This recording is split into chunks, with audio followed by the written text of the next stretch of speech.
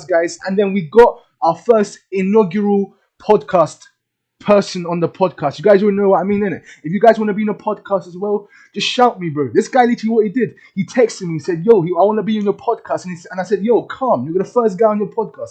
And look at this beautiful man. The first guy on my podcast. Come. So what's your name, my friend? Well, I'll give you my first name, Ahmed. Call me Ahmed.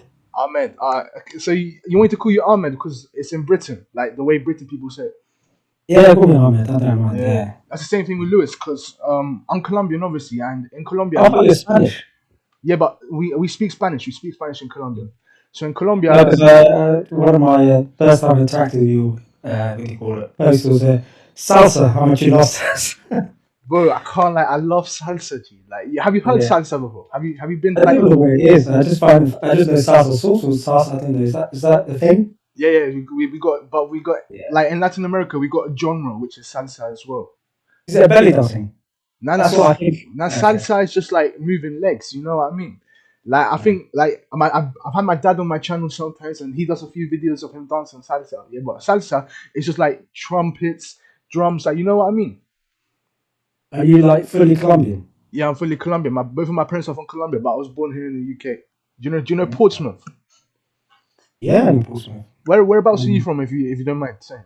Like in England. Yeah, I'm like West London basically. So West London, sorry. that's a dream for me to live in London. Like I go to London all the time. That's a dream, bro. I swear down. What do you think about London? Depends where you live, but I wouldn't want to live. I'd rather live in Portsmouth. You're right. Is it because of the sea and that you can go to the beach? Yeah, I like the sea. I like my favourite cities in the UK are probably like Worthing, which is in Sussex, obviously. Yeah.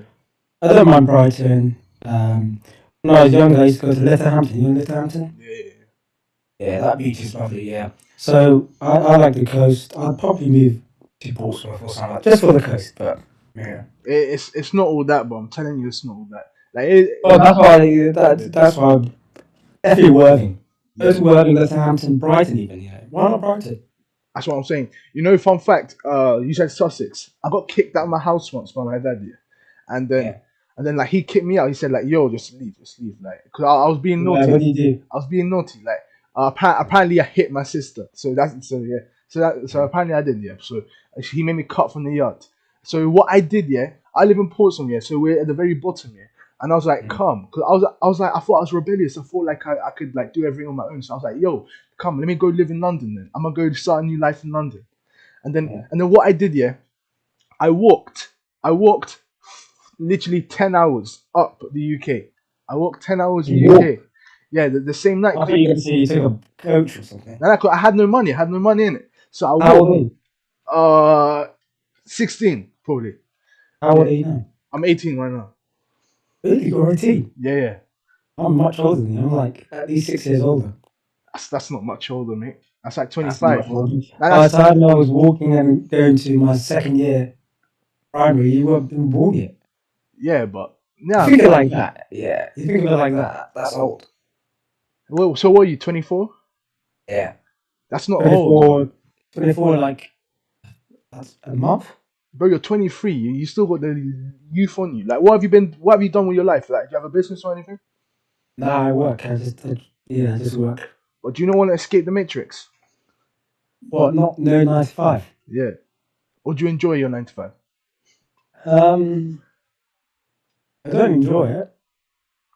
But how do I escape the matrix? Why don't you tell me? Why don't you start a business or something? It's something you love. Like, what do you love? In the UK? Yeah, and yeah. The taxes are a bit messed up in the UK. I did a master's in tax. So Yeah. Okay, so you know your way around it, around the whole systems. I know, and it's not, I would say, yeah, it's not worth doing. Well, I would try to be self employed. I mean, that's one of the best things you can do for yourself. But the main benefit of 9 to 5 is, for example, if I was self employed, I get no, if I'm sick, you're not getting statutory sick pay. You get 28 days holiday. In civil service, you can get up to maybe 40 days a year. What do you call it? Holiday. Obviously, and you get a pension. Compared to when you're self-employed. Of course, it gives you the independence. You can wake up, you can do your work anytime you like. You got no boss over you telling you what to do, what you can't do. But you can also get independence in 9 to 5 as well. Like if you're a manager, or if you're good at what you do, if people respect you, yeah. So yeah. Oh yeah, I hear what you're saying, but would you not want to like live wherever you want any time of the year? Would you? Do you not want to go holiday wherever you want? Do you not want to like have a boss? Like, are you not pissed about having a boss? Um. Someone that tells you So what to do. I don't really. The thing is, like, I don't really. So I do 9 to 5 at work, but honestly, I see my boss like once like every 3 months. Exactly, because he has that freedom now. He's reached a point where he has that freedom, if you know what I mean. But that's also like another incentive to 9 to 5. You work your way up to like the top Yeah. roles. You know what I mean? Yeah, yeah. Yeah. And you can get really good pay. It's like if I'm not in finance, obviously, but if I was in finance or like if I was in tech or whatever, you could be getting really good money. And people who act like 9 to 5, you can't be getting £200,000. That's great. You can get £200,000, £300,000. Some people who do 9 to 5 that get £1 million a year. But bro, you know that, bro. That's actually getting cut off by the government. Like you know it yourself. Yeah, but same thing with being self-employed. Now there's a lot of people think they can scam HMRC, but we've got a lot of AI, gadgets nowadays. For example, let's say you're a barber, yeah, and you're in an area. What they do, and you file the tax returns, yeah, you file in April. They look at your tax returns. What they do is they compare it to your local competitors and see what their tax returns are. So if you declare that you earned £30,000 a year, and you'll look the people around your vicinity who are doing the same things barbers, are earning like 50 on their tax Wait, returns. they do cash in hand, though. I swear down. Does cash not Yeah, get but taxed? well, you have to declare it, but a lot of them don't. That's how you sneak past the tax, isn't it? Yeah. Yeah. You say that, oh, I've only received £30,000, and you show them your bank transfers, but you've got 20k cash that you don't declare to them. But it's very hard to, that 20k, you're going to have to put it somewhere. And once you put it somewhere, the NatWest will ask, or, Barclays will say to you, where do you get this 20k from? And you can't say, oh, work, because they have to report back to HMRC. So what, do you think the average person, like, no offense, but the average person that's a working person, do you think it's doable to move to another country where taxes are not are low?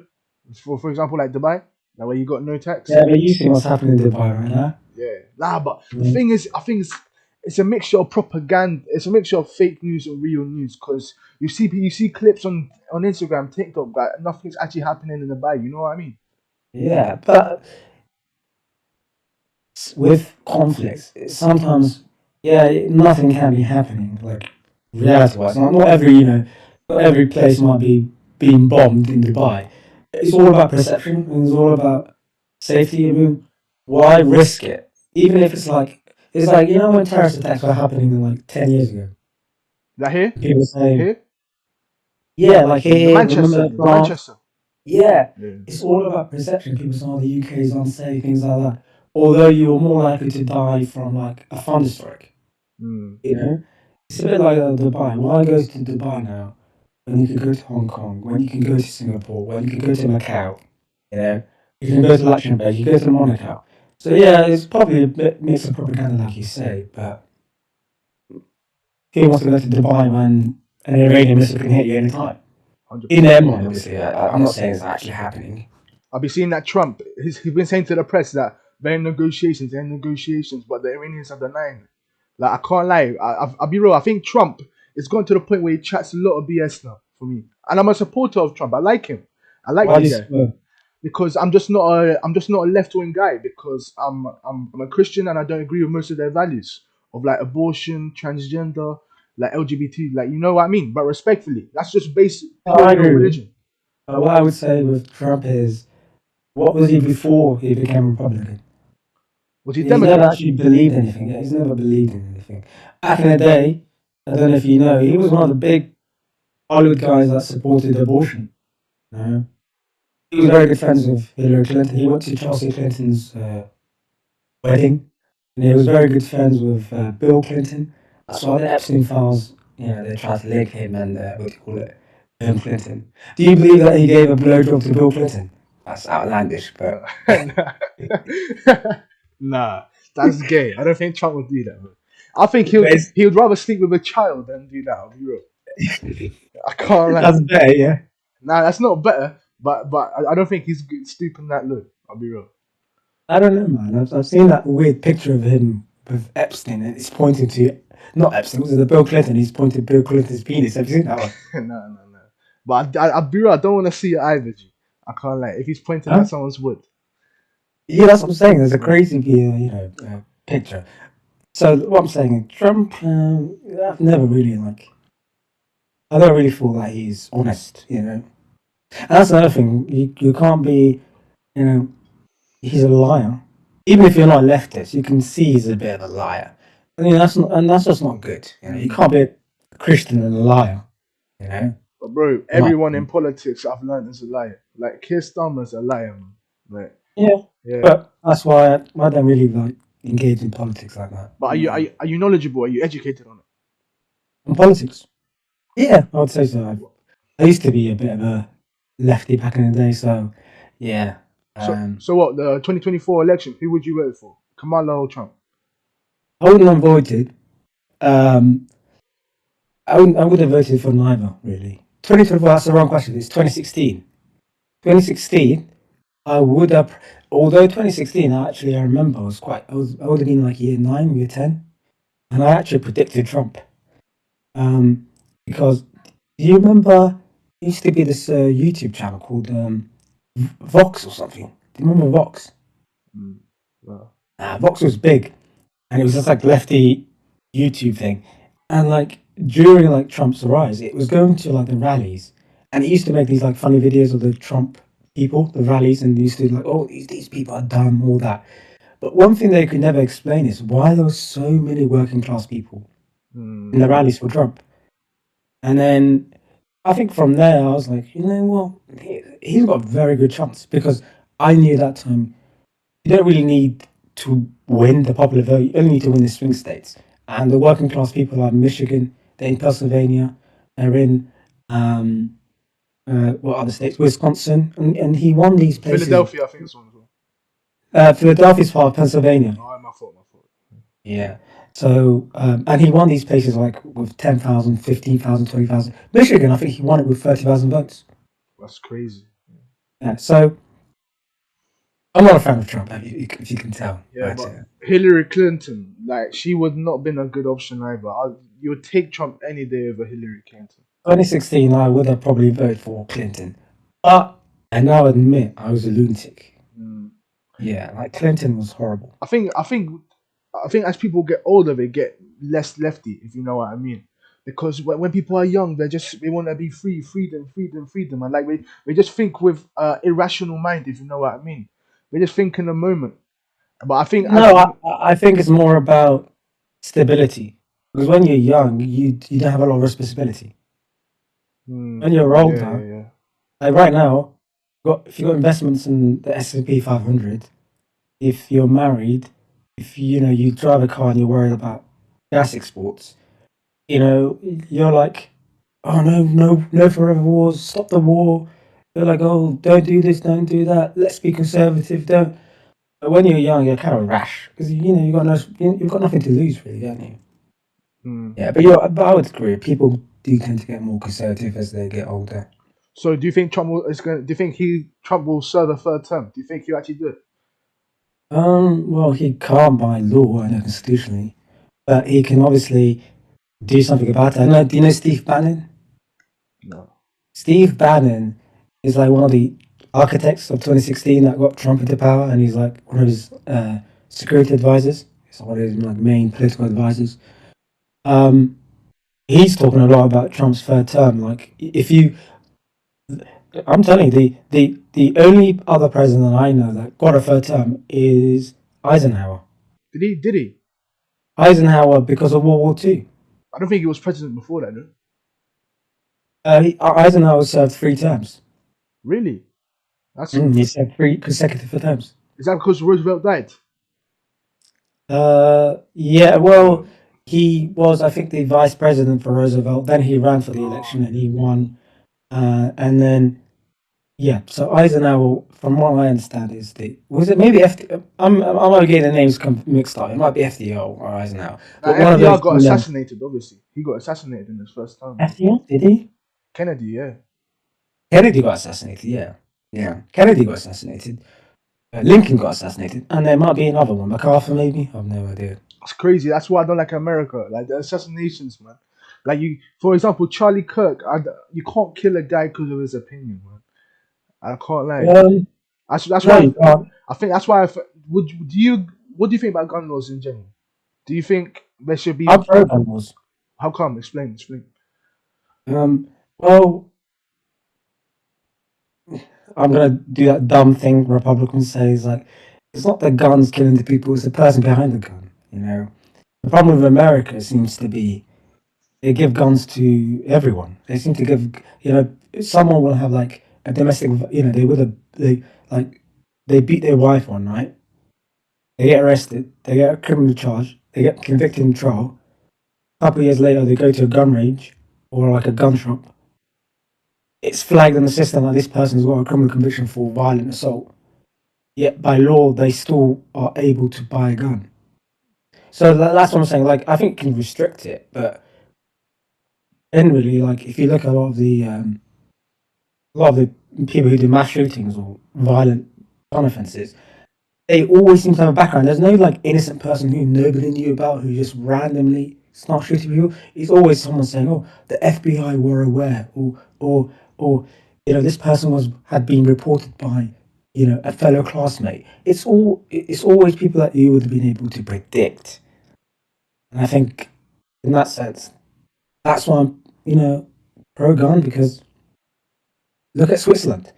Look at a lot of places in Africa. Look at a lot of places in Asia that have gun laws. You don't hear about mass shootings. Yeah, you hear about it sometimes, but uh, you hear about mass stabbings. You hear about cars ramming into people. At Christmas festivals as well. So anything could be a weapon. Yeah, honestly, like over here, we have minimal shootings, minimal shootings. Like I know guy's gonna get a gun off the black market, but my Mm. thing with America, if like Democratic or Republican president came in and they were like, okay, we're gonna be really tough on these gun laws. We're gonna take everyone's gun away. Do you think that would be impossible? Just surely because of the size of America? Because look at the UK for example. Our problem here is the knives, but literally I would say 0.8 in 10 people have a gun. Like it's that minimal. Like how come? Because surely the UK in its history back in the day, everyone used to own guns. How come the UK can go from no one owning guns, basically no one owning guns, but it would be so difficult for US to do that. You know what I mean? Culture. That's why. Like if you look at the way America was founded, and its history. I mean, you had to have a gun because you're in the swamps of America. You got these Native Americans that are they've got their spears, they've got their weapons, and you need to kick them off their land. So one of the ways they did that is they encouraged um, owning a gun. That's part of the second. Everyone knows the Second Amendment now, but even before that, having a gun, that cowboy culture was important because you need to expand your land, you need to protect your land, and that's where gun culture really comes from. And it's obviously made into a constitutional right. Gun law was never a constitutional right here in the UK. We don't have a written constitution Mm. compared to America, where it's in ink. You can't deny that it says people are entitled to the Second Amendment. Here, UK, that was never written, and other than swords, there is no like common law um, precedent for having a gun or being entitled to a gun.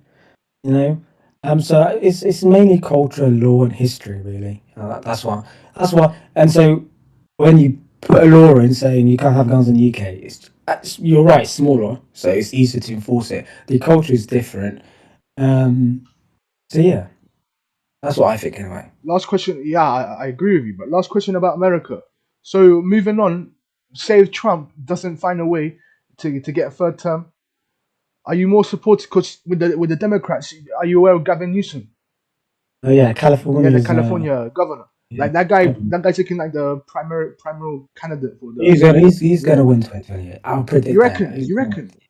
I It's can't. easy. I think the thing is, yeah, you saw in the Congress that How about your Trump. fellow Latin That's now? what I'm What's his saying. I name? was gonna get on him. I was gonna get him. Rubio. Yeah, Rubio. You can see that Trump clearly prefers Rubio than Vance. Like there's like a distinct preference there. You can see it like in the whole Congress thing when he gave the speech. Do you think it'll be a Rubio Newsom? Yeah. You reckon? Yeah. Well, Trump always respected Rubio. Like, do you remember the Yeah, 2016 yeah. campaign against He did mock Rubio. Do you remember the nickname he gave Rubio? Now what was it? Little Marco. Oh yeah, yeah, yeah. Yeah, Yeah. I remember like the presidential, like the Republican election. Yeah. Little Marco, who's, but you might think that's rude, but it's better than what he called Ted Cruz. He used to call Ted Cruz Lying Ted. And he said that Ted Cruz's wife looks like an old hag. He said that Ted Cruz's father was a serial killer, he was a Zodiac killer. And all he said against Marco Rubio was, what do you call it? Little Marco. So you can tell with Trump's insults who he likes. If he just has one word for you, and he doesn't really like attack your personality or like your what you've done, he kind of respects you. Um, and then I don't know why he never allowed Rubio to join his administration in the first term. I guess this term he realized that Rubio is going to be important because Rubio is obviously he's got interest in the Western Hemisphere. He wants to do something about Cuba. He wants to do something about Venezuela. He wants to do something about Chile and places like that, which America sort of neglected for a long time now in favor of East Asia and the Middle East. So yeah, it will be Rubio. I mean, there is no one else. Did you hear that Vance. Vance already said that he might not be running 28? Did you hear about that? Nah, how come? What was his He said, reason? well, his excuse is apparently family priority. That's another way of saying, I don't think I'm going to win. Mm, but Yeah. but I reckon think about this. Most Latinos, most immigrants in general that are in the US because ICE, because they're getting attacked by ICE. They're getting attacked by ICE. Mostly all the What do you think immigrants. of us? ICE. Because you support Trump, so how do you square your support for Trump and ICE and what they're currently doing? Do sometimes legal. A lot of the craziest stories you hear, are against legal migrants, who've been there for, all their lives or even been born there, but they might not have that document that says that they're American.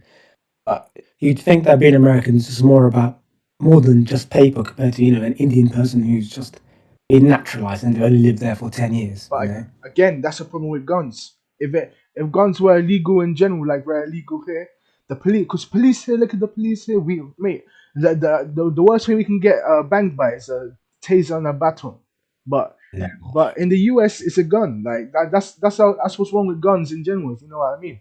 But what I think about ICE, the intention by Trump, the actual intention, like in saying, yo, we gotta get the illegal immigrants out, is good. But the way he's doing it, like the press is saying, it's reminding you of Hitler and the Gestapo.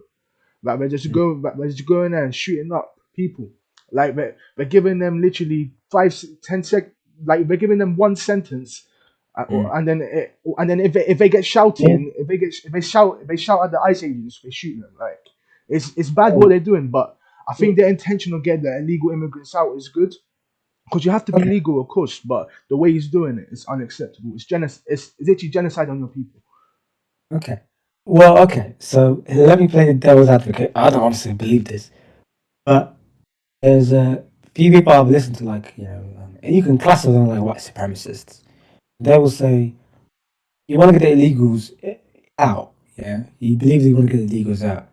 You want to also talk about human rights. You want to act like we have to sort of cuddle them out of the way of the country. Do you think that to remove people, it's all about giving them lollipops, giving them money, and then kicking them out. No, it requires violence. It requires, intimidating them.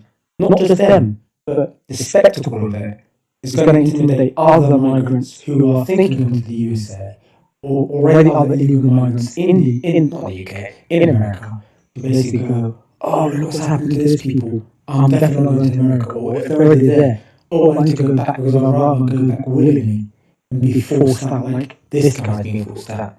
What do you think of that sort of thing? Well, in the UK, we have the immigration police, of course. Like go knocking on your door, like in a calm manner, and say, "Yo, are you illegal?" And then But the deportations here in the UK are very yeah, low. I know, but yeah, I know, but it's immigration in the UK as a whole is something that only the right can control. Not even conservatives, past the conservatives. But we'll get on politics because I see that you're very interested and I'm interested in what you're saying as well. But we can get on in the politics in the UK in a bit. But I get what you're saying about they get intimidated because of the guns and they're getting killed. I get what you're saying. I think you need a lot of violence. You You reckon? know, yeah, you need a lot of violence. I said that as an immigrant. I think in 30, 40 years' time, I wouldn't be surprised if the UK sort of kicks out everyone, including me. Mm, It's clearly going more right wing. And that goes for America. The whole point is they're scared about, well, these white supremacists, you listen to them, they're scared about the white population of America becoming a minority. And they're saying, listen, we need workers, but we can't keep letting them get in. I'm obviously, on the other hand, go, like Mexico and what do you call it, Texas. Texas is part of Mexico, in my opinion. yeah, You know? I'd agree with you. I'd agree with You you. know what I mean? And you're calling these Mexicans who would have lived there for 200 years illegal Aliens. migrant just because you guys declared independence and you invaded it. Like, that's the stupid nature of America where, honestly, of course, nation states now exist, and I have to admit that. But they're not illegal. None of the people who are being taken away by ICE are illegal. Those are the natives of the land. Illegal are the ones who are ICE. But of course, these white supremacists will say we want fair and square the land, so we can kick out whoever we don't like. So I see your point very clear about violence because it goes down to. I'm assuming because I'm assuming you're East Asian or East Somali Asian. or Somalian or like Yeah. you're Somalian. No, Yeah, it's called Somali. You're Somali. Okay, you're Somali. Yeah. I'm assuming when you were a child, you've been a you've been a bad naughty child. The punishment would be you'll get hit by your parents. That's same with me. And what did that teach us? That put we still had the love for our parents, but it brought fear in us to not do it again. And I see that point completely. It's violence, but it's not guns, man. Like because injuring someone's okay, but killing them's deep. You know what I mean? And killing US citizens. I mean, they killed Michael Peretti. They killed that lady Renee Gold or something. These were protesters who, because that Michael Peretti he was a hospital worker. He was a nurse. He saw this lady The being 37-year-old one. Yeah, do you remember? He saw that lady being abused and he got involved and an ICE agent shot him and nothing happened to the ICE agent who murdered him. But the reason I feel like they let that happen is, well, it stops other people protesting and impeding ICE's actions. Now, I don't support ICE. I don't think you should murder citizens and be allowed to get away with it. But if I'm thinking like ICE terms, it works perfectly because now you've intimidated protesters, you're intimidating all the other migrants who are illegally there. And have you seen the news about how they're treating them in these detention centres? It's like you said, you said Gestapo and Hitler. It's they're having bets about who's going to commit suicide. Because they're horrible. These people who've been picked up by ICE are like in horrible conditions in these detention centres. There's have you heard of Alcatraz? What do you call it? The prison, Alcatraz. Yeah. Yeah, but they've got one alligator Alcatraz. They basically built. I don't know if you saw this.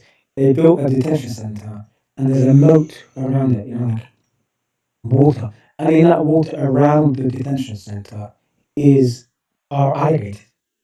So you physically can't escape it without being eaten by alligators. And you know, you hear like there was this story of a person they picked up who was blind and deaf, and they realized he's a US citizen. So, but they had already taken him about an hour away from his home. So when they realized that, they dropped him halfway off. He got lost. This person who's blind, disabled, and deaf, and he was found dead a few days later because he couldn't find his way home. He was in an area he didn't know about. You know, it's things like these. You know, that sort of make you realise that's not good. But what they're doing is quite effective, and what they're doing is mass trauma, mass trauma to enact their goals, which is deportations. Yeah. You see, obviously, do you think this could end up in civil war? Because you see the governor of Minnesota, the guy who ran for vice president, Tim Welch. The guy was saying, "Oh, we're gonna get a national guard out. We're gonna get a national guard against ICE." Do you think because most of these governors, a lot like you got Florida, you got now the mayor of New York. We will talk about him because that's a conversation in itself, obviously. We got the governor of Minnesota. A lot of Democratic guys that are against ICE, if you know what I mean. Do you Yeah. think this could end up being a civil war? A war within? But ICE, no, not that. No, I think even people like it would be very good for the midterms. It would be very good for the 2028 election because people forget a lot of Hispanics, a lot of Latino people, supported Trump in 2024. Um, those same Latinos and those same Hispanics, maybe they will look upon Rubio because it's going to be Rubio. They might still vote for him and go, "Oh, he's one of us." But uh, some people already think that Rubio is a traitor, because of what he's letting happen to us. In terms of civil war by the Democrats, no, I think they'll use it as a political agenda. Um, I think the only civil war that can actually happen in America is more like Trump saying, "I'm ready for a third term," or someone in the future saying, "There are going to be no more elections. It's becoming an empire. I'm making myself king." Which is possible. That's what happened with the last Republic empire, isn't it? Which is Rome. That turned into an empire of Caesar. So yeah. Uh, no, not with us. I don't think there's any civil war or anything about ICE and like that. No, because I think the Democrats know, like, I'm predicting Newsom. I think they know in 2028 they're going to get in power and they're going to persecute every single one of those people in ICE who did something that they didn't like uh, in this term.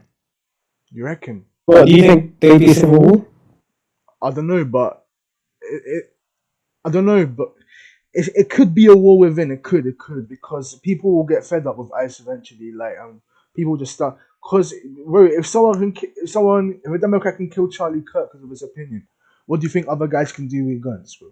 Like, Mm. well, if you got a gun in hand, you can literally take lives after lives after lives. But next question for you: do Mm. you think? Obviously, you saw they went in and captured Maduro in Venezuela. What do Mm. you think? What do you think Trump's plan with Cuba, with Venezuela, with Central and South America and Mexico is as a whole? Well, I think it's the same goal that America has always had with those countries. Which is like, if you're an empire, right, you want your back garden basically to be yours. You don't want a foreign country or like your enemy, like China, to exert control over your back garden. But the problem with Venezuela is had very good relations with China, had very good relations with Russia, has very good relations with Iran. And they're right there, they're a stone drop away from America, from Washington. So any reasonable empire would look at that and go, "You guys are disrespecting us, you're forgetting this is our area. This is what we control. We're not just a regional power, we're the world power." Same thing with Cuba. You know, communism. You know, the Soviet Union ended in 1991 or wherever. Yeah, did. And you know, and the Cubans are still acting as if it exists and they can turn their nose up to the Americans. But of course, the Americans don't want any Chinese influence right again in their back garden. Same thing with Cuba. So I think it's basically a siege right now, isn't it? They've stopped all the oil from Venezuela going to Cuba. They've practically stopped all food exports going to Cuba. It's been under sanction for many decades, so they've got no medical supplies coming in. They've got no manufacturing goods coming in. So that country, even if it remains the way it is today, it's probably going to be a failed state within 5 years. But I think Rubio wants to physically remove the regime within Cuba. And no, again, I don't really, you know, it doesn't impact me. It probably doesn't impact you. Um, but if I was an American, it would be a very good decision. Yeah. Mm. Because you got so many resources there. Pardon? You got so many unused resources. Yeah. Yeah, I mean, you. I don't know what excuse they would come up with to do something about Cuba. No, it's different to Venezuela. I think Venezuela, you could reasonably argue that you know they're helping the Chinese get over us, or they're helping the Iranians and the Hezbollah and all this stuff, or they're helping the Russians. Cuba, what are you really accusing them of? I mean, Cuba is a very small little state. They're basically very poor. They're known to be one of the most humanitarian societies. Like whenever there's like a disaster somewhere, they send their doctors and their nurses. They don't really meddle with anything. I mean, it would look vindictive to really do something about them. I don't think they care. I think they're willing to PR risk and just get it done with and take it over. But this is the exact thing Trump campaigned on. This guy campaigned on no new wars. Like he's not gonna get involved. But Yeah, but who believed him? I didn't believe him. most of the voters who voted for him believed him. He also Yeah, campaigned I on don't know why. affordability. Look at the oil prices now with Iran. And Yeah, but I don't know why they believed him.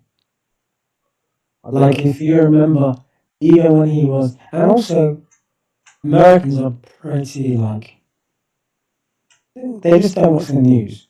Like they say new wars, but a lot of old wars were still ongoing when with Trump. He was still in Iraq. He was still in Syria. He was still in Afghanistan. You know, he was still, um, campaign, uh, trying to start a war with Iran. Do you remember? He basically killed their top guy, Soleimani, in 2021, was it? When he was going into Iraq, Baghdad airport, to have a diplomatic conference with some people higher up in the Iraqi government.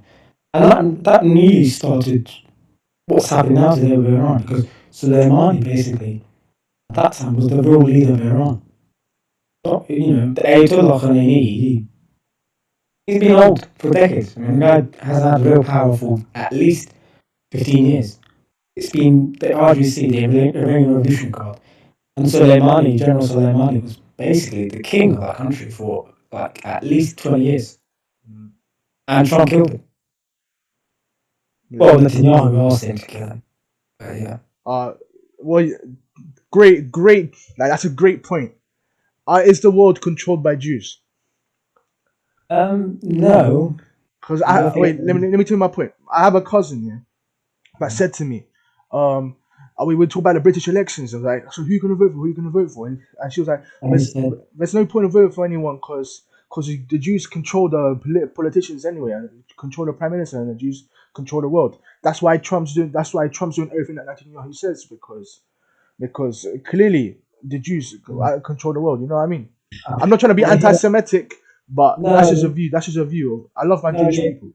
You're doing your podcast. You have to ask that provocative question, and it is nowadays, like you're right. People are saying that Steve Witkoff and Jared Kushner, these are Chabad Jews. They're influencing Trump negatively. They're Israeli assets. It's Benjamin Netanyahu that's pulling the strings. And you look at and British people in America, six of them are Jews, and when they're only 2.5% of the population. Keir Starmer's wife is Jewish. Um, the former candidate to replace Rishi Sunak, Robert Jenrick, is married to a Jewish lady. Suella Braverman is married to a Jewish man. Um, so everywhere you look is Jews. This is, a popular theory, but it doesn't explain one thing, which is what happened to all the ruling dynasties of Europe of Mm. 100, 200 years ago. I mean, what happened to the House of Orange? What happened to the House of Bourbon? What happened to a lot of you know European royal family dynasties? But That's because, that's mm, just is that just down to revolutions and the people? well, that's what I'm saying. So some people say, well, for example, the House of Bourbon, they're gone. I mean, they have no real power anymore. The French Revolution got rid of them. That's not true. That's not true because you look at a lot of the French. France doesn't have aristocrats. It still has very wealthy people. You look at their, for example, Minister of Foreign Affairs. You look at their Minister of Defense, and you look at their ancestry, and it's always going back to royal families. It's a bit like, I'll give you a better example. Have you heard of this guy? What's his name? Rupert Lowe. He's the guy Ah, who's. the restore, yeah. You look at his connections. He's chairman of Southampton. But the person that's been backing him for a very long time, the person that is his really good friend, is by a man by the name of Sir David Windsor Ives. Windsor. This Windsor Ives is a very powerful man. Very powerful man. Yet we don't know about these names. You don't hear about these names. But what I'm trying to say is, if anything, and people who are Rothschild, but Rothschilds, they didn't take over anything. They were being given awards. They were being given uh, power by European families for being good servants. It's not like they just took over. No, they were being given grants for being good servants. So I'm saying Windsor Ives, House of Orange, House of Bourbon. People call them Freemasons. I don't know about that. But there's a lot of families that you don't hear about. There are a lot of, I meet a lot of people who you talk to, and they're blue blooded. Like you speak to them, and they will say to you, "Oh yeah, I'm related to Sir William Tempest. Oh yeah, I'm related to blah blah blah blah." You're thinking, you're telling me these people don't have any power, and they happen to be all Jews. I mean, I just can't, bring my mind around that. That what happened to all the powerful families before suddenly the Jews took over 100 years ago? It just seems logically impossible. So Yeah. why hasn't our royal family and the Spanish royal family, etc., been taken out yet? Well, Franco, that's why for the Spanish Franco, yeah, You're actually educated, you know. I actually rate that. You're well educated. Yeah. yeah, Franco, yeah, because obviously the do you guys do they call it a civil war? I don't know. I mean, I Yeah, know Catholic, we call it a civil war between communists and Catholic. the Republicans, like the Republicans and the nationalists. So the communists and the capitalists, basically, and the Okay, communists won. communist one, Yeah, because Franco was, Catholic. uh, I think Franco, yeah, you call him he's a dictator, isn't it? A communist. Oh, but I thought it was really like religious. No, Franco was a dictator that wanted Spain to be self-reliant, that didn't want anything, and he was friends with he I know was Hitler didn't like him. no he was allies with Hitler. He was allies Yeah, with Hitler and Mussolini. yeah, So I've heard that it's a bit like Trump and Stalin being allies. Yeah, Hmm. they're not really allies. I mean, just yeah. But So Trump hates him. yeah, apparently Hitler really hated Franco. Yeah, he said I'd rather eat chalk or something than meet him again. Like, I don't know what Franco did to Hitler, but I think yeah, it might be down to them Spain not participating in the World War yeah, Two, I think that might be it because but they physically couldn't. Their country was in a it was literally out of civil war, destroyed country. Yeah, well, we were talking about Maduro and how he got captured by America. Yeah. Do you think that was like, did someone give up Maduro, or do you really think the Americans went in there and through military feat took Maduro, or do you think someone within the government gave him up? Nah, could have been like that because the thing is that attack happened so quickly because they have a base. They have so many bases. Like Puerto Rico is literally you got Puerto Yeah. Rico here, Venezuela's here, so the attack can happen like this and without anyone knowing because you didn't know when the attack. It was a beautiful surprise attack, and then Mm. Mauro was saying, "Come get me, come get me, come get me." And eventually Mm. he got what he was asking for because Puerto Rico is so close to Venezuela, and then Puerto Rico is obviously America, it's part of America. But you know the conspiracy theories. They're obviously saying Darcy Rodriguez was, who's the guy who's the Minister of Defense, or Vladimir, sorry. something, yeah, that guy, Dito, some D something. Yeah, like they're saying that they gave it Maduro up and everything, and I don't believe that No, as well. Um, do I think it's a possibility? Yeah, anything's a possibility. But I just like, for me, yes, she might have given him up, but you would expect the Chavista army military to do something about it. And also, you look at how many Cubans who were protecting Maduro died. You know, that's another sign that nobody, he wasn't given up. He was genuinely surprised. And you actually look at the day he was taken. He, from what I remember, he was avoiding. What's the capital of Venezuela? Caracas. He was avoiding Caracas, but then on that day, he actually came in to see, um, like a high official that came from China to see him, and the Americans took the opportunity to take him that night because they realized they knew where exactly would be the presidential palace that night. And because before that, he was sleeping apparently in different rooms, different hotels, different, because he was very paranoid. But they caught him that night. So yeah, I think you're right. I don't think it was. But do you know what it reminds me of? Do you know Otto Scorsese?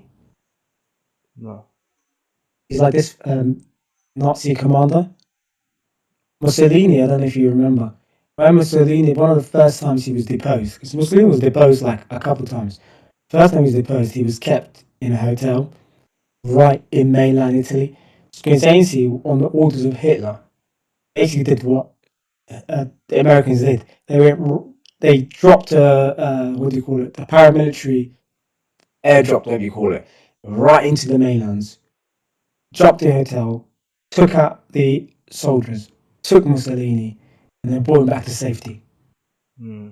It's possible, you know. World War Two is just fascinating in itself, isn't it? Yeah. Mm. It's tragic but fascinating to learn about.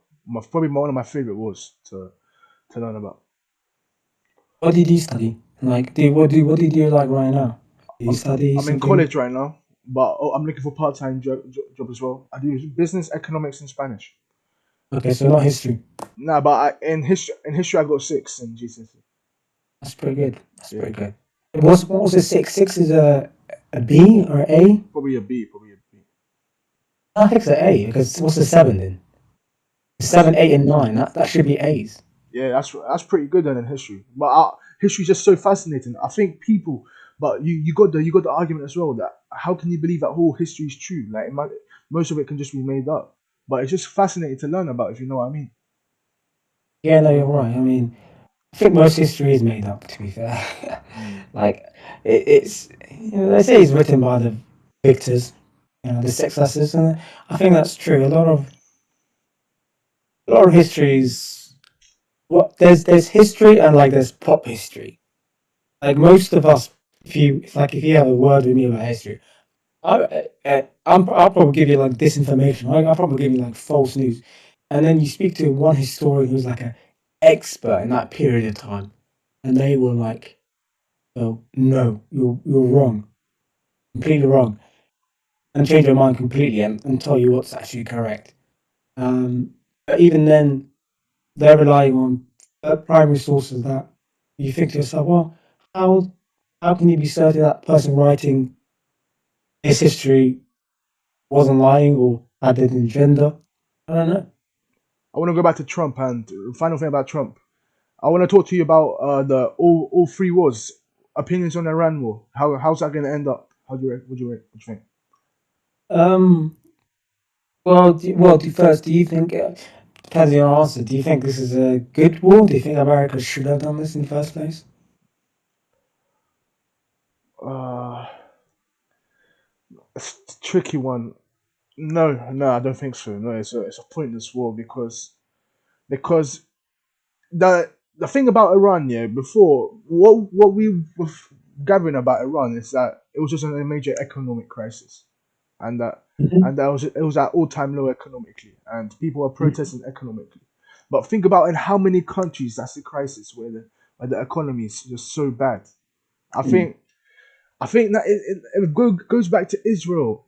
America's Israel's bitch, bro. That's literally the because Israel would have said, "Come, we're having so much struggles in the Middle East. Everyone wants to get involved as well now. We're just gonna drop a nuclear bomb on them. If Mm. if you don't want us to do that, you gotta come and help us." And America had no Let choice. me, okay, let me give the side of Americans then that answer. And the answer is the Americans realize in Strait of Hormuz, like there's three straits that are really important. The Suez Canal, and we know how important that is because we've seen the Houthis um, basically prevent Israeli ships going past there for like 2 years. Um, the I forget the name of it, but you know that there's the Straits of Taiwan. I think this could be the Straits of Taiwan. That's probably the now the problem is important because over 80% of the semiconductors that are going to be used in AI are going to be used in electric vehicles, are going to be used in solar panels and all this stuff is coming through there. Any siege of that would halt AI development and probably our use of AI for a very long time. It could be really negative. And TSMC, obviously, the Taiwan Semiconductor Company, um, still was the pioneer of certain chips that I don't know nothing about because I'm not an expert. That no other country has it, and no other um, company has it. Right. So America realizes the Strait of Hormuz is really important. They must prevent Iran, who, by the way, people forget every single time Iran's threatened, they say, "Oh, we're going to close the Strait of Hormuz." Every single time. So Americans look at it and go, "Look, all this economic crisis we're seeing is because the Iranians have the ability to control the Strait of Hormuz." So it's like a wound. Would you say the Strait of Hormuz is more important to Israel or to America? 'Cause I don't think that is important to It's America. more. It's very important to America. Do you know why? 'Cause- Let me first say, it's like, do you know, like when you got a bruise and you got to massage the bruise? mm, It's a bit like that. You have to cause a bit of pain because if you don't cause it now, it will become a bigger problem later on. Okay, but the Strait of Hormuz is a shipping lane for oil mostly. Does Yeah. America need that oil, or does Rus Yes. Because, or is most of that oil going to Russia instead? okay, I'll tell you why it's important to America and why America is really interested. 1970s, something called um, the petrodollar becomes a thing. Oh, okay, I Before see. that, Yeah. because the US dollar is the reserve currency in the world, right? Every exchange, practically, near above 80% will happen in the US dollar.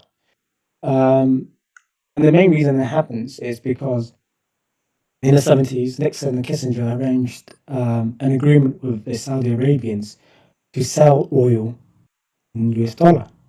And part of the agreement was that the Saudis and, in general, OPEC, which hadn't existed yet, but Saudi has a really good influence over Bahrain and Kuwait and Qatar and these places.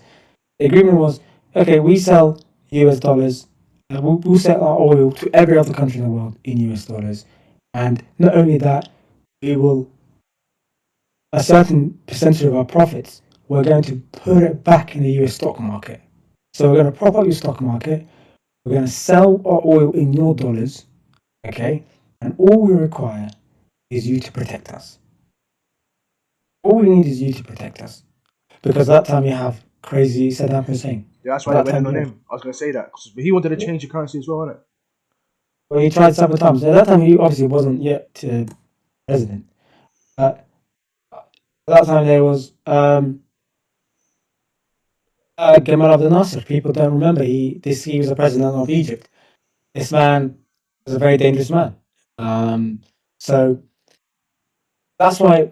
So if the LNG exports are not coming from Qatar, if the oil exports are not coming from Saudi Arabia, if Bahrain and Kuwait are having to basically announce force majeure on all contracts in oil and all this stuff, suddenly America is realizing the petrodollar is in crisis, right? World economy is in crisis, and America needs the world economy to be stable because, like we said, it's the US dollar is a reserve currency. Europe requires American financial stability, right? Because everyone compares the price of the yen, the price of the euro. It's all in reference to the strength of the dollar.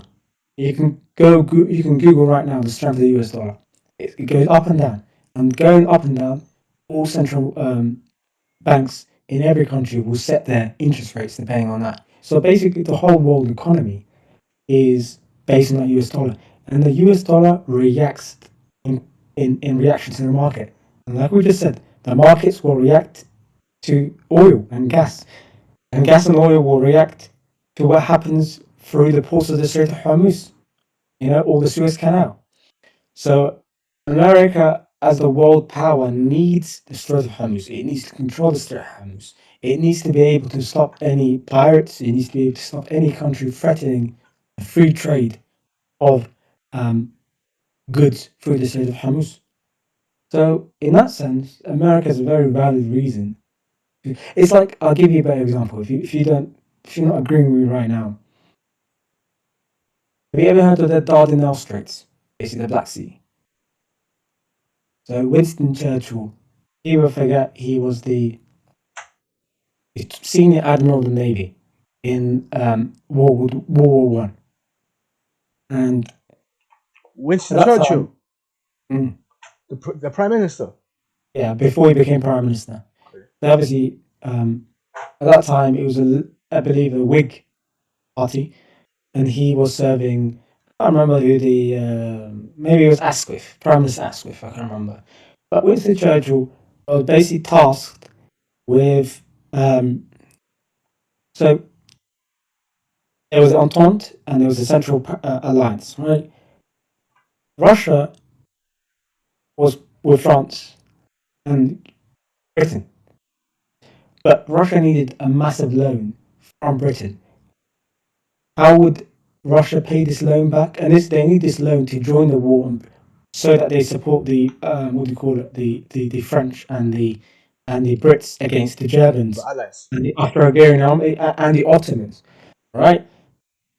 The Dardanelles Straits is basically Gallipoli and basically the Black Sea. Right? The world producer at that time of wheat was the oil before oil. Because wheat, it feeds the working class people, and the working class people are obviously the engine of the world economy at that time, right? The Industrial Revolution, if you think of it, is just about 100 years before that, right? Not even 100, maybe 75 years before that. So working class people are still the engine of the world market. And the world isn't completely revolutionary. So wheat, it makes food, right? And the vast majority of wheat was going through the Black Sea. Who controls the Black Sea? The Ottoman Empire. Who's on the side of the Germans? So Britain goes, oh, wait a minute. Russia can no longer export its wheat through the Black Sea because the Ottomans control it, and the Ottomans are on the side of the Germans. Our wheat prices are going crazy up, so we can't feed our working class people. The Russians can't pay our loan back because, well, they need to sell wheat to raise the money to pay us back. They can't pay us back, so they can't join the war. So Winston Churchill basically goes, "Oh, I've got a solution. Why don't we free the Dardanelles Straits?" So first, what they do is they uh, send catapults. You can imagine what they try to do. It doesn't open. Then they think, okay, we haven't been able to put siege to it. Why don't we send troops in? Basically, what Trump is probably going to do in the Strait of Hormuz. So it's called basically the you know uh, Stampede of Gallipoli. They try to take the Dardanelles Straits, but the Ottoman positions are very well defended.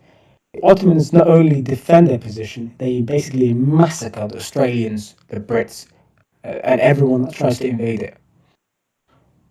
And it's such a bad defeat that basically Winston Churchill has to resign and he's exiled, and it's called the years of the wilderness for him. Mm. And it's only people forget this part of his history. This is probably one of the worst periods of his life, and he talks about it even when he left as a prime minister. He talks about how people would basically spit at him, like, you know. So it, and at that time Britain was the world empire. So you can think of the Dardanelles Straits and what happened then, and that's in 1914, 1915, and what's happening today. It's over 100 years, but wars over straits that basically Doing world. well. Yeah. So yeah. So now you know the importance of the Americans' mission. But I think just like Winston Churchill failed, the Americans will fail. Do you think you should have passed it through Congress? What the declaration of war? Yeah. Uh, Or do you think, as a president, you can do whatever you want? You're in the right to do whatever you want because you're the one that got elected by the people to make these decisions for your country. yeah, but I think this is why they find him dangerous because he doesn't do things by the book. Usually, you have to declare a war against the country to do what he's saying. Technically, they're saying it's not a war; it's a special military operation. Just like the Russians said when they tried to take Kiev in Russia and in Ukraine, and they failed doing that. Um, I think they would have to declare war officially if they do like a draft. If they do like an involuntary draft and they try to get a lot of youngsters in, I don't think that would happen. I don't think that would happen. So Could be wrong. I don't think that would happen. it's all about money. It's for come. Obviously, Trump has made the ceasefire in Gaza, and now he's gonna help liberate Gaza and reconstruct Gaza as well. If you know what I mean. Do you think that's actually gonna go through? And with Tony Blair and everything, do you think Tony Blair is gonna come in, be one of the leaders for the reconstruct of Gaza? My opinion, because are you a Muslim? Yeah. As a Muslim, and you must know the Middle East and what's happening there better than me. Do you think Trump will actually go in there and Americanize Gaza? Yeah, well, they've been taught. I remember in like 2024, like early 2024, Jared Kushner, his son-in-law, was basically talking about, oh, we're going to make Gaza um, a holiday resort, basically. You know, and he didn't make it up himself. It's been a thing for at least many years, really. It's an Israeli talking point for a very long time. Um, board or peace, as he calls it, uh, seems extortionate price to join something that's not even worth it at this point because what $1 billion just to control Gaza, unless he's got eyes. Maybe they take Cuba, and then because basically the border peace, Trump's going to be chairman for life, and he's basically the whole idea is that he controls Gaza for himself, and that Tony Blair would only be like a viceroy, yeah, a governor, but Trump is the king basically. But they would need more territory for that. But you're, So you're, yeah, you're, you're next to Israel. You're next to Israel. Israel's giving you as much help as possible. now the Israelis are hungry for their own land. I don't think they're not willing to share anything. Mm. Although I think they've joined the border peace just last couple of weeks. Yeah, no, I don't obviously agree with that. I think Hamas is obviously they've been terrible people for a very long time. Hamas. People don't know a lot about them. I definitely don't like them. And if you look what they did in like 2009, 2010, the people who've just said to them, listen, the way you govern is terrible, and they've massacred them. Um, so, do I think they should rule? Probably not. The people of Gaza are more likely to listen to Hamas than they are to Trump. That's the truth. Um, Although to be, people don't know this, like in 2015, 2016, Hamas were like, listen, we'll recognize Israel. We will do a lot of things. All you have to do is give us an airport and give us a port, which is basically what's going to happen now. But the only difference is Hamas won't be ruling it. Um, but like I said before, I don't think this is going to happen. I don't think this border peace idea is going to last. Tony Blair is a very hated person. A very loved person as well. My parents loved him because Why? he's the whole reason why my parents could immigrate to this country. Yeah, Because I, this I guy was suppose giving out citizenships like it was free I food. bet like Boris Johnson. Mm, A lot of like Indian people who came here in the last 5 years really love him mm, yeah, because he was giving out. He let in like 3 million of them. exactly. And guy's Yeah. conservative as well, which is crazy. She's conservative, yeah, she's crazy, yeah. Yeah. So, But okay, carry mm. on. Go on. No, but even the guy, like every single person before him, has let at least 1 million people in. If you think about it, think about how many people David Cameron let. But he Yeah, wasn't. He wasn't before. I think Tony that Blair. was the name before. What's her name? Theresa May was before. Yeah, No, no, no. Margaret Thatcher. before who? Tony Blair. Or are you talking about Oh, Boris no, Johnson? Okay, yeah, Theresa May. yeah, Theresa May. yeah. Yeah. You're right, Margaret Thatcher was before, so was it Margaret Thatcher? I think it was Gordon Brown. Gordon Brown. No, before Margaret, before Tony Blair. No, I think it was a guy by the name of John Major. Oh yeah, yeah. Yeah, yeah. Ca- Guy had Brown, Brown is the guy who let me in. With the Brown. So yeah, I'm fine there. yeah. I like the Browns. I'll go with the Brown fan. So, from a Muslim perspective, Israel and Palestine. Is Palestine? What side are you on? Are you on the side where no one of them's a good guy, or is one a good guy for you? Neither. Mm. I don't believe in nation states. I don't believe there's Palestine. I don't believe there's an Israel. I have to do. I know you're not Christian, but biblically, the first nation, the first set of people were the Israelites. Israel. Here's one question for you. Do you watch Tucker Carlson? Yeah, yeah. Yeah. Did you see his interview with that guy? Yeah. Current is ambassador to Israel from America, Mark Huckabee. In fact, I think it's Mark's first name, Huckabee. Explain it to me. Well, he's this. It's what you just said there. He says to Mark Huckabee, "Do you think that Israel today is the same Israel biblically?" Nah, it can't be. No. It can't be, can it? One, because the people clearly aren't the same. Genetically, it's impossible.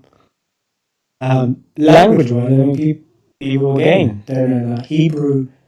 It's a modern concoction. It's not. It's Hebrew today isn't the Hebrew of 2,000 years ago. Hebrew is a dead language. It died. Nobody spoke it until they basically made it up again. And to make it up, they had to combine Yiddish and Arabic. This is why it sounds such an old language. Like, it sounds Germanic because Yiddish is Germanic, and then it has a lot of Arabic grammatical structure at the same time. The Hebrew is fairly new, so it can't be the same Israel as before. The people cling on to me. I lived in Ethiopia for a very long time. There's thousands of Ethiopian Jews in Israel. These people are not the Jews of biblical era. Yeah. It can't be possible. The And even if you do think they're the same people, you think in terms of, you know, Israel is a very secular country. It allows a lot of things that you as a Christian might not agree with. You know, it allows abortion. Yeah, it's not. You know, it's one of the top. I don't mind it because you know I actually I call myself conservative, but it's one of the things I don't mind. It has one of the biggest pride marches in the whole West Asia. Just forget the West Asia, the whole world. It's basically the gay capital. Tel Aviv is the gay capital of the world.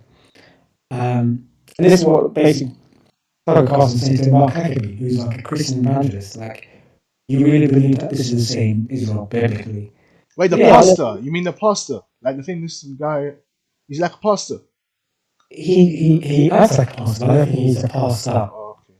He might be in the past, right, but he might have been one in the past, but he's been like a politician, like a TV host for the last 20 years, I think. Okay. Yeah. Search Mark Huckabee, US ambassador to Israel, Tucker Carlson, conversation. Yeah. I watch that one. I watch that one. Yeah. But yeah, I don't believe in Palestine, I don't believe in Israel. I believe in the Israelites. They were a set of people, but historically, Historically, historically, the records, they never had a homeland. They always move around because of the persecution. even Israel. You can't specify a piece of land for the Israelites when they were just move around, and that's what happened. I'm pretty sure 1949, the America and the West gave them that land, didn't they? 1948, yeah. Yeah. Yeah, the partition, the UN partition. There's actually a very there's a book by a guy called Epstein, not Epstein that we know. Uh, he's got a book. His first name, but he's the one that exposed that diamonds are fake. The whole diamond industry is fake. I don't know if you know that. He's the one that exposed that. But he's got like an interesting book, and it's fictional. He says you have to make it fictional, but it's based on reality. But basically, the Israelis were bribing the UN to recognize them in 1948 because the whole idea of the partition was the recognition of Israel. And then the Arab states around it invaded and they lost that war. So Israel became a state. But all these, I personally believe if your country didn't exist before 1855, you're a fake country. I mean, there's not a lot of countries that existed before 1855. There's probably 6. So I think basically 99% of the countries in the world are fake. Yeah. Well, what are the 6? What are the 6 that you're talking about? Well, France was a united country. That was a real country. Britain was a real country. The United States was a real country. China was a real country. Russia, as we know, it was a real country. Of course, Russia is slightly bigger than it was then. Smaller, actually, sorry, because they lost Ukraine and all that places. And Romania used to have Romania back then. And there's probably Ethiopia was a real country. Italy had to be a real country. Yeah. So Rome, like all the historical records of Rome. People forget. Italy and Germany so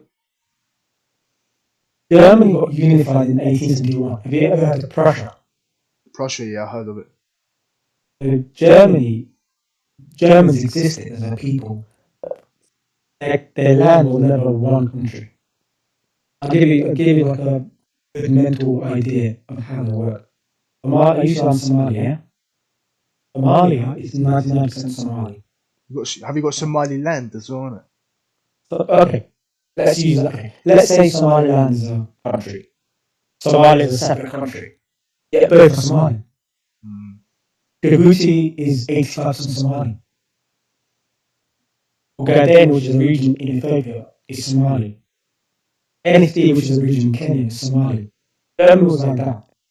The Germans had lots of different lands, but they weren't one country. It only became one country after Otto of Bismarck in 1871. Slightly before that, 71, I think, was the war against France, and they beat France. Same thing with Italy. Italy wasn't. Egypt had to be a country. Egypt wasn't a real country because they were under the rule of the French, basically, and the Brits. So what? Pharaoh times. So what I mean is when I say a country. What I mean is, before at 1855, that year exactly, were you a nation? And when you think about it, Britain controlled half the world, France controlled the other half, right? There were only one or few independent. China was independent. Spain had to be independent. Spain had to be independent. Spain was independent, yeah. Spain is one of the other countries which I say was a country that was unified. There was a, but then Spain's unfair because Spain was the empire before Britain. Spain and Portugal were the empires before Britain. Holland was a thing. The Dutch was a thing. That's when you had all the Muslims in Spain, innit, back then. No, this is so. For like 1400s, that's when like you had so many Muslims in Spain. Yeah, the Moors. Uh, Spain as an empire actually happens after they kick the Muslims and the Jews out. They kick them out in an Inquisition. That's when you hear King Frederick and Queen Isabella, and that's when you hear about who's the guy that found America, well, discovered, they say, America. Columbus, Christopher Columbus. Columbus, for example, they funded the expedition to the Americas. So it is a period after this when Spain becomes an empire, really. Yeah. So 1855, we're your country. And 99% of the countries in the world are going to say, no, Somalia was made a country in the 1960s. Nigeria became, India wasn't, there was no country called India. You know, it became a thing in 1940s, in 1941, I think, or something. Like, I don't know these independence these people got, but these countries were ruled at the time by somebody. That's an interesting take, but because it was empires, isn't it? You just had. Well, yeah. So if you were a country before 1855, if you were a country, for example, Egypt, if you were a country before, so before France, before Napoleon invaded Egypt, it was the Mamluk Empire. You know, before Britain invaded India, it was the Mughal Empire. Yeah. You know what I'm saying? The UK has been the UK for 1,000 years now. You know, there was no Anglo-Saxon Empire. It was just Britain. Sometimes it would leave Scotland. But it was Roman. It was Roman before. Yeah, but the Romans have existed for 1,500 years. Mm. Well, the Romans that ruled this country. The Eastern Rome obviously lasted longer, and they only become a thing when the Turks took Constantinople. Yeah, that's my weird take. And to strengthen it, a lot of these Arab countries are the most fakest because a lot of them, if you look at the map, they were made with lines. It's called Sykes-Picot Agreement. Like, these are people. Sykes was on behalf of the British. Picot was French. The French and the British was like the Arab boy that looked at it and they thought, Syria looks nice for us. The French were like, we'll take Syria. The Brits were like, okay, you take Syria, we'll take Palestine. Okay, but how do you know which is Palestine, which is Syria? Because it's under the Ottoman Empire. Why don't we draw lines on a map, like fake lines, and we'll say that's your boundary, that's my boundary. It's like, when you have like your brother in your room and you say, that half of the room is yours, this half of the room is mine. And your brother will say, but how do you know which half is whose? And you take like a pencil and you draw it in the middle and say, okay, this is the line. That's what basically they did to these Arab countries. So Bahrain is a fake country. Like the UAE, look at Dubai in 18, like just 50 years ago, it was a desert. There was no buildings. These are fake countries. They didn't exist before. And now suddenly they act like they're big countries. They don't deserve to exist, in my opinion. Yeah, that's interesting. Ukraine and Russia. That war right there. It's gone under the radar now because everything that's happening in the Middle East. What's the outcome with that? And would that because the Iran war is not leading to a World War III because that's just a war based on money. That's a money based war. yeah. It's because America don't care about the people realistically. They say they care about the The people. mic drops out every syllable. That's like you speak, and then you will drop a word. Am I good now? Yeah, you're good now. Yeah. Okay, so America, they don't care about the people. They care about, especially Trump. Trump's a business-based man. He cares about making money, and so Iran's a business-based war purely. Mm. But Putin's intentions is to get back the USSR, in my Mm. opinion, because and that could be, and the world wars have formed because of those type I of disagree reasons. with you. So you think Ukraine is for economic purposes as well? No, I think it's just he's Wait. psychotic. But before I want to hear out of you your take on it. What's it over the war?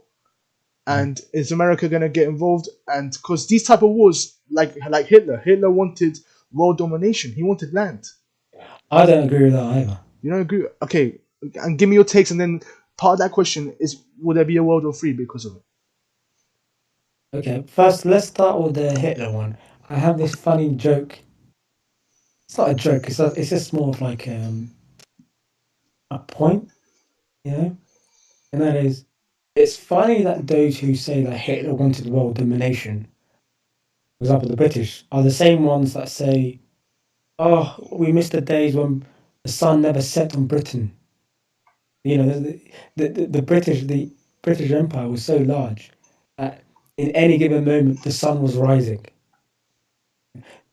I mean, the land the British controlled was so vast, so great. It was basically world domination. Yeah, Now, of course, a Brit would say, "Well, would you rather us rule the world or Hitler?" And if you could, you might say, "Okay, the British." But the idea that Hitler wanted world domination, and this is a bad thing, when Britain had world domination, or France had world domination at that time. Yeah. And in terms of Hitler, I don't think he wanted world. He clearly wanted, in my opinion, to dominate continental Europe. Certainly France. He wanted to dominate France. He wanted to and he did that. dominate, He did that. and he did that. But I don't think he had any eyes set on Africa or all these places. I think that he gave up colonial projects ages ago. I don't think he had this. He wanted to compete with the British in Namibia, for example. I don't think he cared about that. I think he just cared about controlling Europe because he was scared of the Soviet Union. So I was a war fought in North Africa as well. North Africa, he had to because uh, the only base of port he really had, people forget, okay, is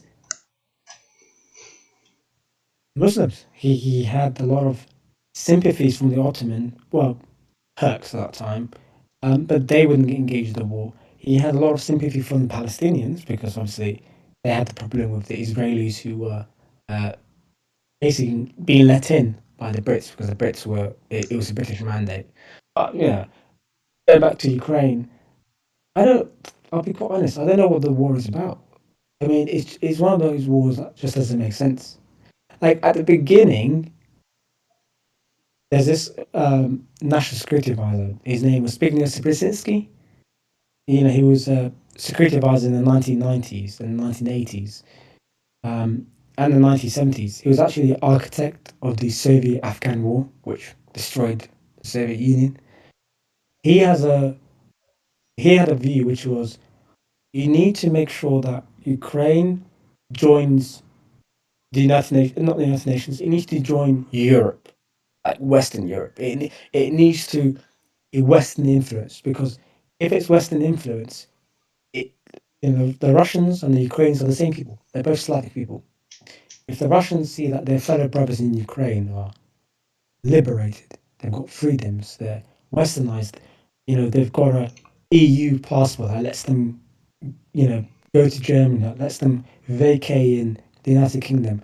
Maybe this will show the Russians if we act more like our fellow brothers in Ukraine, we can get rid of our evil dictatorship, i.e., Putin. And then the Maidan coup, you know, when they get rid of the pro-Russian president, um, the Crimean uh, rights, you know, where Donbass and the Crimea suddenly declares that they want to be part of Russia, and then Ukraine like you're invading our territorial sovereignty, and so they get ready to fight against the Russians, and they it's like a couple of years of just killing between each other, but it doesn't escalate to like a direct entrance by Russia. And then there's a treaty, the Minsk Agreement 2014, I think 2015. Angela Merkel says the agreement was actually to allow Ukraine to get military weapons, to get support from the Americans, and to prepare them for a war because they knew that Russia would be invading sometime soon. And Russia did 7 years later in 2022 now, February, 28th of February or something, 2022. Um, I think on the Russian side, some people say, oh, it's because they were scared that the Ukrainians will join NATO and they told the Americans stop expanding NATO to our borders Do you because think it they will threatens eventually? Do you think they will go to war. join NATO? I don't think they can now. Why? Well, because if they join NATO, Article 3 is triggered. Article 3 is the the uh, the article that basically says if you attack one Yeah. of us, you attack all of us, and we can invade you. Like Europe doesn't want war with Russia right now. So they will support Ukraine for now, military. They will give them weapons. They'll give them money. They'll give them support. They will take the refugees. This is why I don't get the war. Putin is watching these fellow.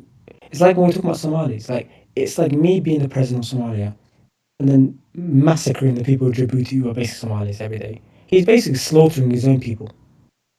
The only difference between the Russian and the Ukrainian is they speak a different language, and really the language is understandable between one another. Yeah. Um, so I don't understand why he's murdering millions of Slavic people for no reason. And in terms of the Ukrainians, I think it's a fake country. It's a fake country. I mean, it wasn't a country before Lenin made it. Stalin made that country. Like Stalin provided his own government to it and so forth. Um, I don't know why they're fighting. Well, I know why they're fighting. They're a country. Russia's invading them. You've got to defend your country. Simple as that. Mm.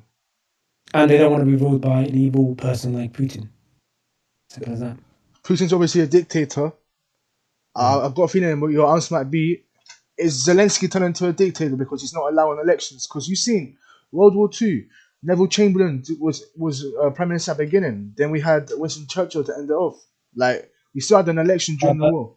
with World War Two, the 1940s, 1939, 1940, they're called the Silent Year. Basically, nothing happened. Like the real war, other than Poland, the real war really begins in 1942.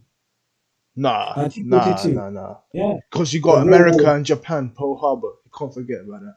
What year is that though? That's 41. Pearl Harbor happened in 41. I'll check that. Let's You check can't.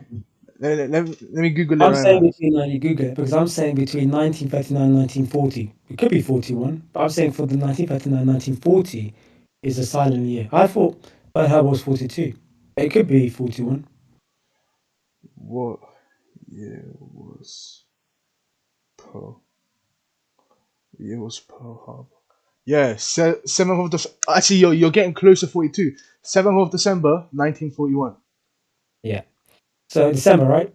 Yeah, 7th of December, 1941. Of course. When does America declare war? 42. Yeah. Yeah. So 1939, 1940, and up to the end of or early, I'd say 41. It's called a silent year. It's called a silent year, and that's when the elections do take place to bring in Winston Churchill. And actually, I think it happens just before mid 1940, doesn't it? No, wait. France signed the armistice surrendering to Nazi Germany on June 22nd, 1940. So Yeah. Germany had captured France by 40. So I don't. No, the silent war refers to us, the Oh, us. UK. Yeah. And even when it takes France, I mean, how long does it take Britain to surmount a response? Yeah, it does take them It's a not little. immediate. Yeah. It's not immediate. Yeah. But France gave in a record time. That's why people mocked them. It was such a. It's called a blitz for a reason. Yeah. Like Nah, it's so. The Blitz, 7th of December, 1940. Yeah. So how's that The silent year? blitzkrieg. You might have to take that back, buddy. No, what the Blitzkrieg is, the silent year just refers to more of the response from others. Yeah, yeah. Because it's not silent for the Germans, because they're the invading force. They're literally taking everything. But who's responding? No. No one's responding. I mean, at that time, remember the Soviet Union was still pro-German. They had a. I checked that out. When did the I think that might have been 1941 as well. That's 1941 is when it really kicks off. When I think the Germans betray the Soviets Right. But how do explain to me how they betray the Soviets? because they had a treaty with the Soviet Union, and then there's the surprise invasion of the Soviet Union. Oh, of like something grad. It was something grad in it. Yeah, Well, Stalingrad obviously is the yeah, yeah, famous yeah. siege. Leningrad is another famous siege, but the German, but Nazi Germany and the Soviet Union were allies before Hitler invaded it. Operation Barbarossa. Operation Barbarossa is named after Yeah. King Barbarossa. Have you watched Pirates of the Caribbean? Nah. 22 of June 1941 that happened. Yeah. See, 1941 is 1939 to 1940. Quiet years. Not for Germany because they're doing madness, but for the rest of the Hmm. like in terms of 1941 is when in the war the earliest kicks off. Because look at Pearl Harbor, the Soviet Union invasion of Barbarossa, uh, the preparation for the war against it's that times even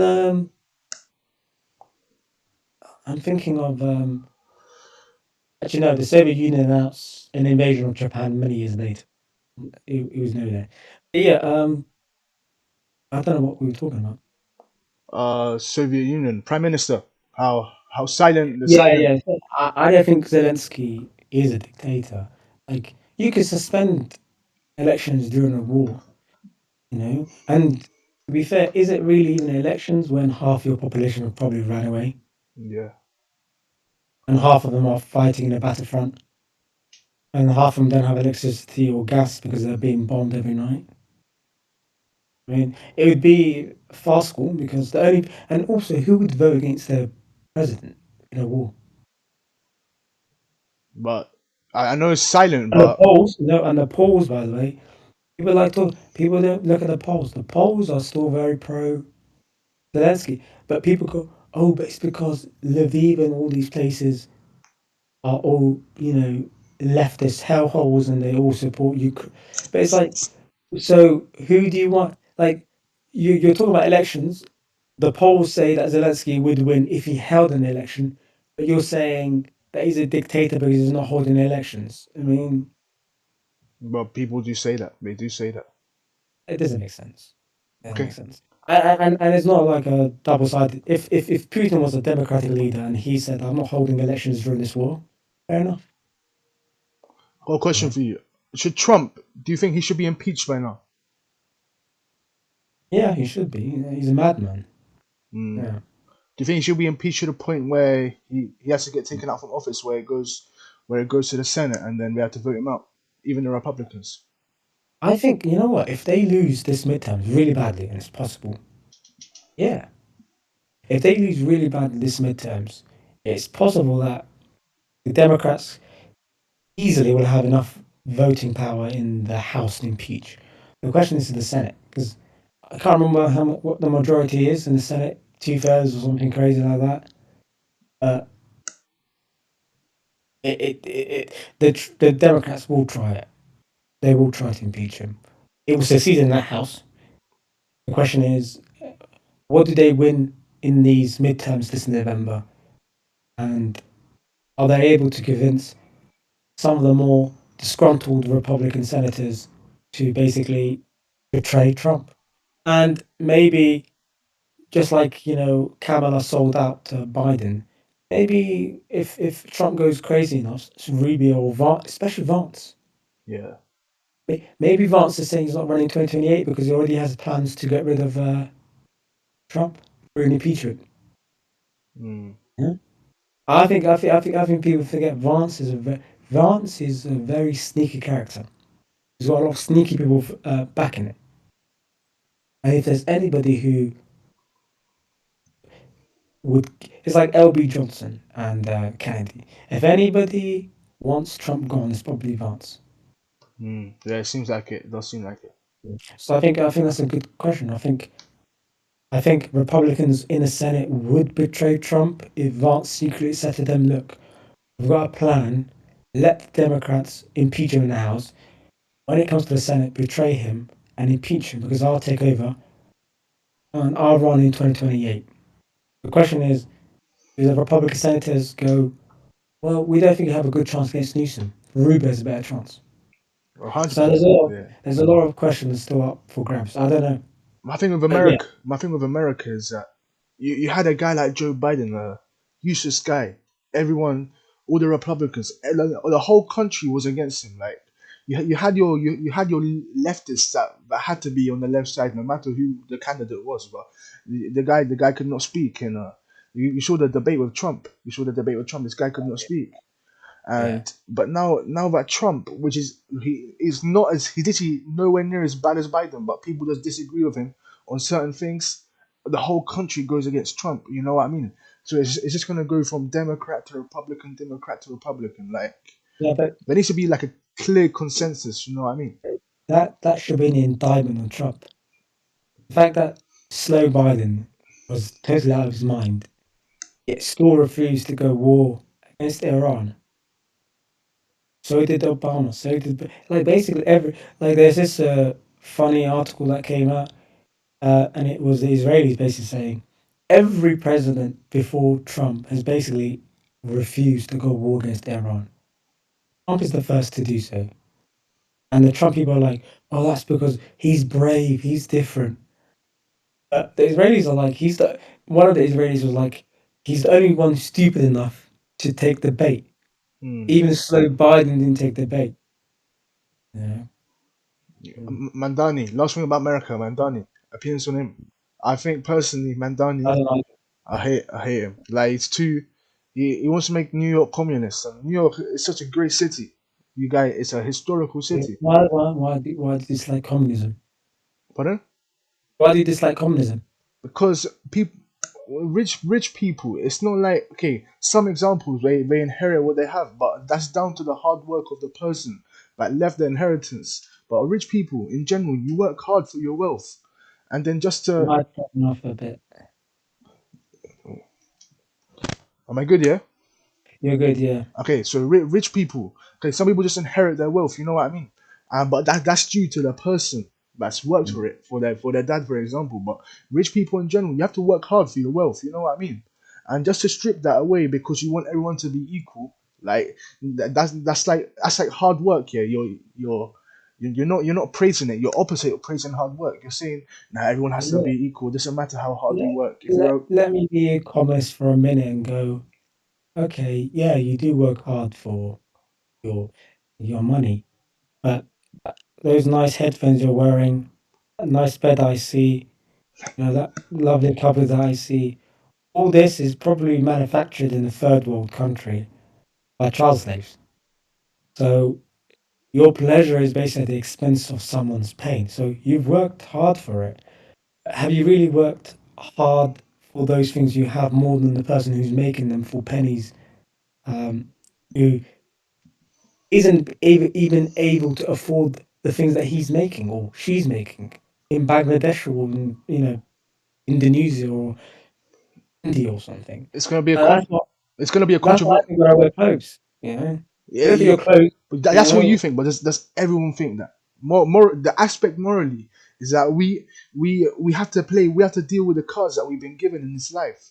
They've unfortunately been dealt with them that's cards. But I can't seems cool to me. I can't have all of this. And I can't have all of this and be like I'm thinking to myself like oh some guy in China because those are just because that's the cards they've been dealt with and it's unfortunate. It's unfortunate. Don't But you think we should be that ethical?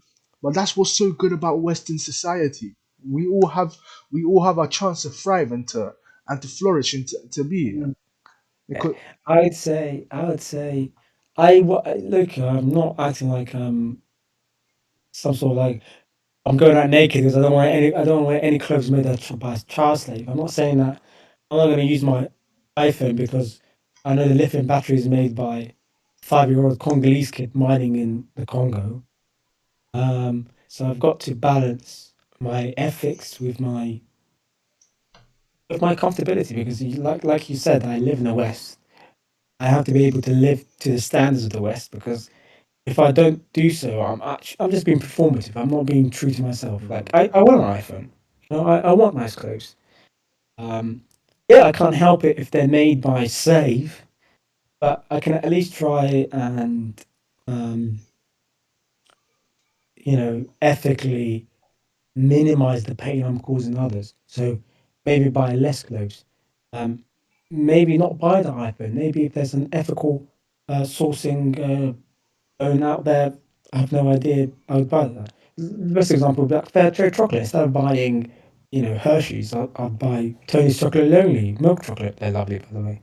Um, do you know what I'm trying to say, or do you Yeah, disagree? no, I hear what you're trying to say, but you're thinking more about ethical matters, but Mm. sometimes it's just not the way.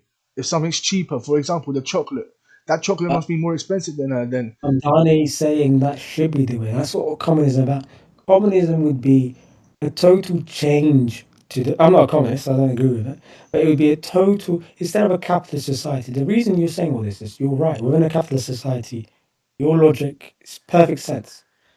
Um, but the question that Mamdani would say is: should it be a capitalist society in the first place? Should we have a principle? Because your thinking is based on principles of profit. You know, it's principles of individualism. Communism is collective. We all share our things. Yeah, there's no private property. Um, different principles of equity. Yours is about opportunity. Communism would be more about um, uh, not opportunity. Well, opportunity, but also outcome. You go, well, outcome is crazy because some people are better suited to earn money because they're smarter or they're more intelligent or they've came up with a business idea or things like that. So so communists do have some good arguments that I look at sometimes, but overall, I don't really support them. But yeah, overall. You've something I agree with about making buses free, transport free, because yeah, 100%. yeah, so some Mm. aspects of it, but No, I think some countries try and do them both social democratically, like Norway and like places like mm, that. Look at this country, for example. This country sold its water. It sold like the biggest scandals. We're talking about the Iran war. The reason where the oil and gas prices are so crazy is this country does two things at the same time, which is illogical. First, it bans drilling in the North oil drills. Right at the same time, and by the way, that's because it wants a net carbon, and they don't yeah, want to. Yeah. At the same time, it buys it from Norway, which shares the same yeah, land yeah. as the UK. So why are we buying it from the Norwegians when they're drilling the same area as us? We have to We do can it. drill the We same have to be area. self sufficient. We have to. Exactly. At the same time, um, you look at I lost my train of thoughts. What were we talking about? Mandani and communism, basically. Yeah, but that's what I'm saying. Like, look at what the UK does with the stupidity where they want net carbon zero. But to get to net carbon zero, it's basically sacrificing self sufficiency, like you said. Free buses. We're talking about. Yeah. Yeah. So what this country did is it privatized oil drilling, but it blocked the drilling in the North Oil, which was both nationalized. Norway, which had nationalized its oil drilling, has a $2.4 trillion sovereign uh, trust fund for basically its citizens, which is around $315,000 dollars for each citizen in Norway. This country could have had the same uh, plan, but what did it do? It sold it to private companies who every decade basically need a bailout because it's not profitable. Mm. It's not profitable. Um, and it goes for the water. I mean, I read a really sad article which pointed out that the bailouts and the dividends paid to shareholders, um, to water companies since it's been privatized would have actually funded the nationalizing the water for 60 years. So within 10 years, basically, they've used the money that we could have kept it nationalized for 60 years. And then these are the same people that tell us that privatizing things makes it profitable and that and it makes countries independent. No, you're selling off like it's like Royal Mail selling it to that Czech billionaire. And now, yeah, I don't want to get into that. But so sometimes nationalizing things, although some people might say it's communist, works because a billionaire should not have access to your country's oil. Yeah. Right? So overall, if you had to vote in that, would you vote Mandani, Como, or Sliwa? Well, Como got a lot of old ladies. Uh, what's the other guy's name? Sinwar? What's his name? Sliwa. Sliwa. He was that lunatic, wasn't he? The one that got stabbed in the. I got shot. I got shot. That got shot. Yeah, yeah. That guy's he's funny. Mm. He's really funny. I would definitely vote for him. To be fair. I think I would Yeah, have. yeah, Yeah, I yeah. would have Just voted because for the Republican in that situation. Andrew he's a Como, Republican. to Yeah. it was. I thought Cuba was a Nah, Republican. he ran as an independent. Like, but yeah, he Oh had. wait, he lost in the first time, didn't he? The primary. Yeah, Yeah. he had. Come. Before I want to move on to British politics, but before that, because that's the last thing we're going to talk about. I want to ask